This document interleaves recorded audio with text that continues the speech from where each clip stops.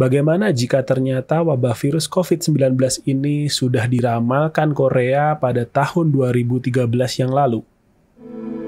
Selamat datang di channel Nonton Film.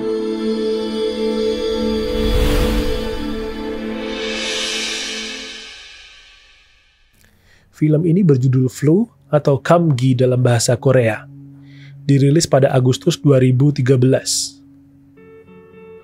Hong Kong, April 2014. Beberapa orang imigran gelap dari Thailand dimasukkan ke dalam kontainer besi untuk diselundupkan ke Korea. Salah satu dari mereka terlihat ada yang kurang sehat. Kemudian scene beralih, Bundanggu, Korea, 1 Mei 2014. Dua orang saudara, Ju Byung-wo dan Ju Byung-ki, adalah orang yang bertugas membawa para imigran gelap keluar dari kontainer. Setelah kontainer dibuka, ternyata mereka mendapati kalau hampir semua mati karena penyakit.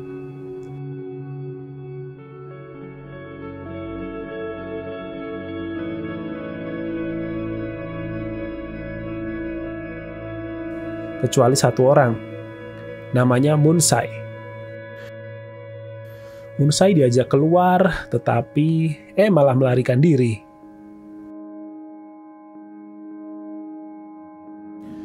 Byung-wo yang bersinggungan dengan Moon Sai ternyata tertular penyakit dan tidak sengaja menularkan virusnya melalui air liur dari batuk ke banyak orang yang dia temui.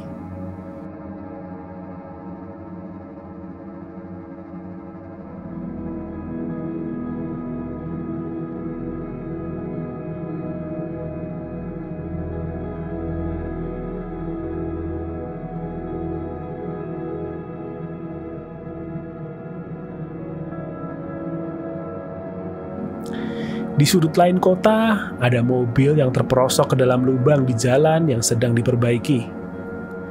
Beruntungnya, ada Jigo dan Byung-up dari petugas penyelamat yang berhasil mengeluarkan seorang wanita yang ternyata seorang dokter bernama In-hye. Nah, disinilah momen kedua pemain utama kita bertemu.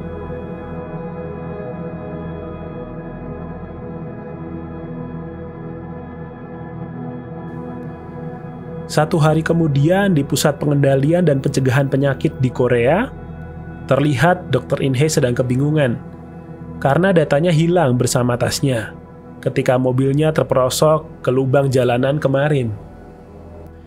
Ternyata Jigo berhasil mengambil tas Dr. In-hye, kemudian berusaha mengembalikannya, tetapi ternyata malah bertemu dengan Mire, anak Dr. In-hye.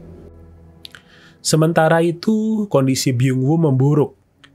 Dia mulai batuk darah menghitam. Saudaranya, Byung-ki, membawanya ke ruang gawat darurat, di mana dia diisolasi dengan penyakit flu yang tidak diketahui. Dari ponsel Byung-woo yang disita pihak rumah sakit, diketahui ada kontainer yang membawa orang-orang yang terinfeksi. Setelah pencarian, akhirnya kontainer itu ditemukan dan dibakar. Namun, tikus yang memakan mayat melarikan diri menyebar ke kota. Peneliti di Pusat Pengendalian dan Pencegahan Penyakit menemukan bahwa virus agresif ini adalah strain H5N1 yang bermutasi, yang dapat membunuh dalam waktu 36 jam, dan mereka memutuskan untuk mengkarantina kota Bundanggu. Korban yang terinfeksi mulai berjatuhan, mulai dari supir bus, polisi lalu lintas, sampai pengantin yang sedang resepsi. Moon Sai yang melarikan diri ternyata bertemu dengan Mire di parkiran basement apartemen setelah Mire hampir tertabrak mobil. Moon Sai sadar kalau dia bisa menyebarkan penyakit itu, maka dia pergi menjauh dari Mire. Di sini Mire mencoba mencari Moon Sai dan menghubungi Jigo untuk membantu mencari Moon Sai yang hilang. Setelah tidak menemukan Moon Sai, Jigo dan Mire pun makan siang di mall. Di mall itu, Jigo sempat menolong korban yang muntah darah dan hampir terjatuh dari eskalator.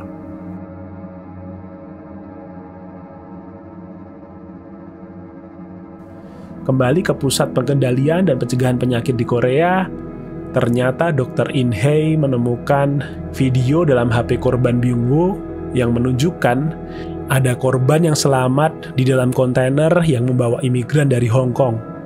Anggota Dewan Kota Bundang tidak mempercayai begitu saja kalau wabah ini berbahaya. Lalu sesuatu pun terjadi. Ya, ada kecelakaan lalu lintas di luar gedung yang disebabkan oleh orang yang tiba-tiba pingsan atau meninggal ketika berkendara. Dan ada laporan kalau kapasitas rumah sakit sudah kewalahan dipenuhi para korban. Bahkan para tenaga kesehatan pun mulai terdampak.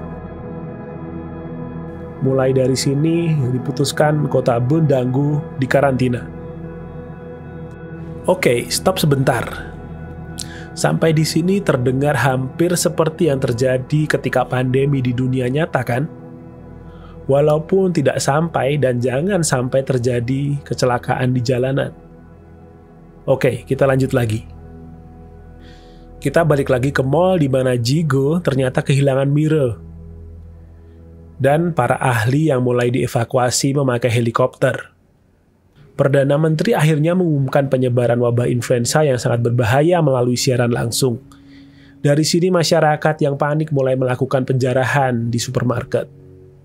Di antara keramaian itu, Jigo bersama Dr. In Hei akhirnya menemukan mirror. Tetapi ternyata keamanan berusaha menutup supermarket tersebut secara paksa, agar orang-orang yang mungkin terinfeksi tidak keluar. Nah, kali ini scene yang cukup sedih di mana Dr. In Hei dan Mirror harus berpisah dengan Jigo.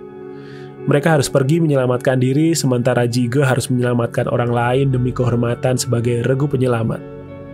Samar-samar terdengar televisi mengenai kejelasan wabah ini. Flu ini merupakan virus H5N1 yang menginfeksi unggas dan manusia, yang kemudian menyebar antar manusia.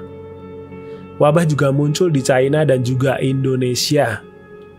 Ya, benar, Indonesia disebut dalam film ini. Penyebaran virus ini hanya bisa dicegah dengan memakai masker, persis seperti COVID ya. Kekuatan militer mulai diturunkan untuk mengamankan dan mengkarantina kota Bundang. Tengah kota mulai sepi dari manusia. Orang-orang dipaksa keluar rumah untuk dikumpulkan dan diisolasi di zona karantina.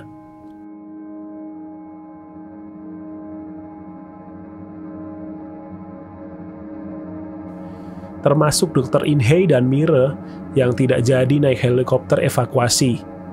Mereka terpaksa harus masuk zona karantina. Begitu juga Jigo. Orang-orang yang masuk zona karantina akan dites PCR, dan jika 48 jam setelah tes mendapatkan hasil negatif, mereka boleh meninggalkan barak zona karantina.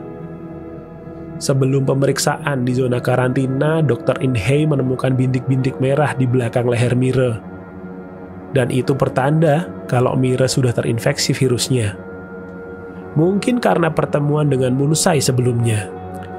Di sini Dr. In Hei menyelinapkan Mirror agar lolos dari pemeriksaan pertama dan agar mereka tetap bisa bersama.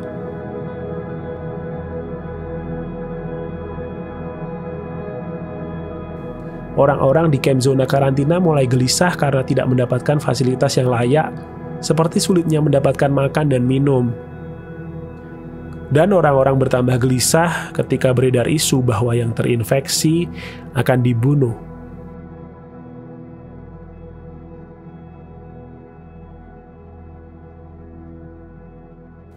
Munsai yang sedang dicari ternyata ditemukan di zona karantina bagian terinfeksi.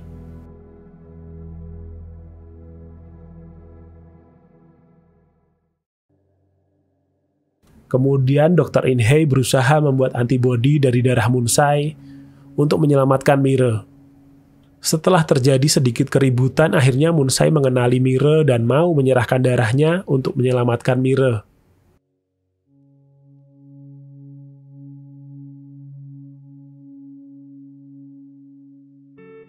Tetapi kejadian itu diketahui pihak militer dan Dr. In Hei ditembak bius.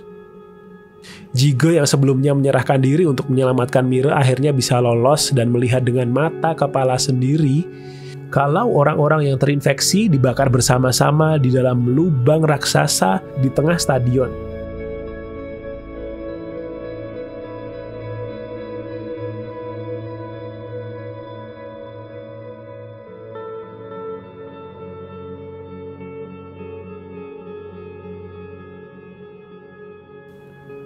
Di antara tumpukan mayat itu, Jigo melihat dan mendengar video yang diputar di HP yang dibawa Mire. Hingga Jigo berusaha menyelamatkan Mire dari tumpukan mayat yang akan dibakar itu. Sementara di zona karantina terjadi keributan karena sudah 48 jam orang-orang yang tidak terinfeksi tetap tidak dibebaskan. Keributan kemudian ditambah karena tentara yang membangkang perintah karena melihat ibunya terinfeksi, dan kemudian ditembak karena membocorkan rahasia kalau tidak ada obat, dan orang-orang yang terinfeksi akan dibakar. Orang-orang yang marah kemudian mencari dan menyerang semua petugas kesehatan karena dianggap telah berdosa membakar keluarga dan teman-teman mereka. Beruntung, Dr. In-hye bisa meloloskan diri bersama Moon-sae. Tetapi Byung-ki yang marah adiknya mati membunuh Moon-sae di tempat ini. Jigo bersama Mire yang keadaannya membaik berhasil keluar dari zona karantina. Sementara itu, orang-orang yang marah juga keluar dan turun ke jalanan dan memicu kerusuhan bersenjata antara massa dan tentara. Di antara massa yang marah ada Guk-hwan yang juga terinfeksi. Dia menghasut orang-orang untuk menyebarkan virus ke kota Seoul agar pemerintah menyelamatkan mereka. Guk-hwan mengetahui di antara massa ada Mire yang digendong Jigo. Dia tahu kalau Mire memiliki antibodi karena bisa selamat dari kondisi terinfeksi. Guk-hwan akhirnya mendapatkan Mire, meski akhirnya tidak berhasil transfusi darah karena mati tertembak oleh Kyung-up, teman Jigo.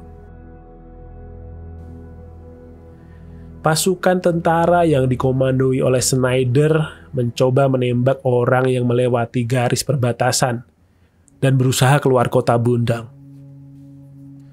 Presiden Korea yang mengetahui di kerumunan massa ada Mire yang memiliki antibodi berusaha untuk menghentikan komando dari Snyder. Mire pun melarikan diri dan didorong ke depan oleh kerumunan massa menuju area perbatasan dan berhadapan langsung dengan regu tembak. In-hye yang melihat Mire pun tertembak ketika berusaha melari menyambut Mire.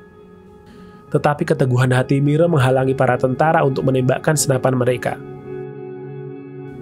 Presiden Korea yang tidak rela rakyatnya ditembaki memerintahkan tentara untuk mundur dan memaksa Snyder untuk membatalkan tembakan dan serangan udara. Pada akhirnya, mobil kesehatan berdatangan.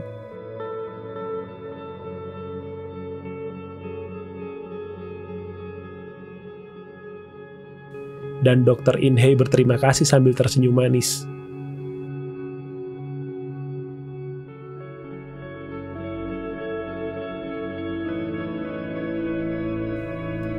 Mire dikirim ke Seoul untuk membuat vaksin, sementara tim medis dikirim ke Bundang.